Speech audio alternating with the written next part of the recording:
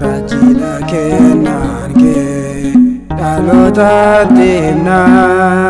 ya biqiltu patos ishee garasina duumessa Eliyaas maal jennee si waamnu ibsa kabaja kee yoomiyyuu dhaamsinu duumessa Eliyaas maal jennee si waamnu ibsa kabaja kee yoomiyyuu dhaamsinu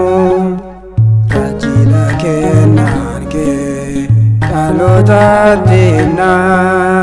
yaa biqiltu patos ishee garasina duumessa Eliyaas maal jennee si waamnu ibsa kabaja kee yoomiyyuu dhaamsinu duumessa Eliyaas maal jennee si waamnu ibsa kabaja kee yoomiyyuu dhaamsinu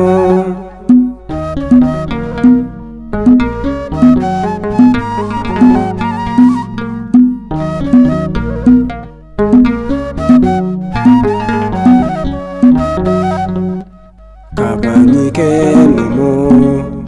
ni jiraata yoomuu jabaa ilmaa keefis barri lakkaawamu olaantummaa qabda uumamtoota keessaa burqaan galaata kee laphee keenya keessaa rajila kennan kee dhaloota himna yaa biqiltu patos ishee garasina duumessa Eliyaas maal jennee si waamnu ibsa kabaja kee yoomiyyuu dhaamsinu duumessa Eliyaas maal jennee si waamnu ibsa kabaja kee yoomiyyuu dhaamsinu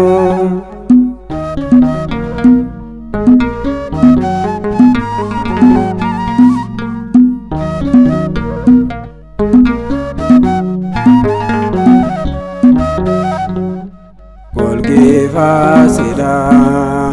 galmi qulqullummaa akkamiin siin gubne abiddi waaqummaa kan akka kee Maariyaam taasumaa hin jiru baate kan guddise isa addunyaa furu rajila kennan kee dhaloota himna yaa biqiltu patos ishee garasina duumessa Eliyaas maal jennee si waamnu ibsa kabaja kee yoomiyyuu dhaamsinu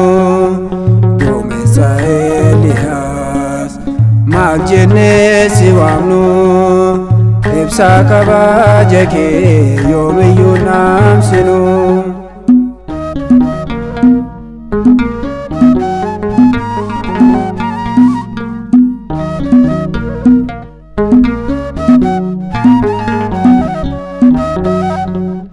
maaliif jijjiirama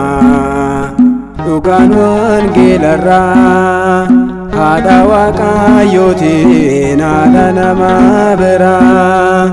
osoo Hisqeel raajuu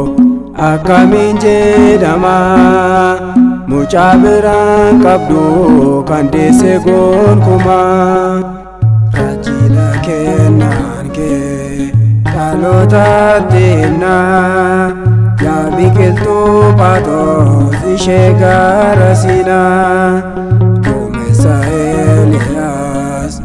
maal jennee si waamnu ibsa kabaja kee yoomiyyuu dhaamsinu duumessa Eliyaas maal jennee si waamnu ibsaa kabaja kee yoomiyyuu dhaamsinu.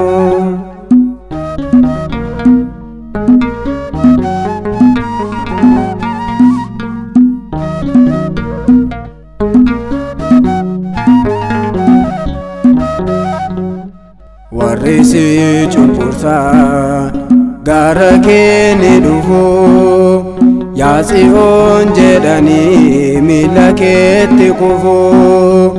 ergamarraa barree kabaja siif laannaa nagaan siif haa ta'u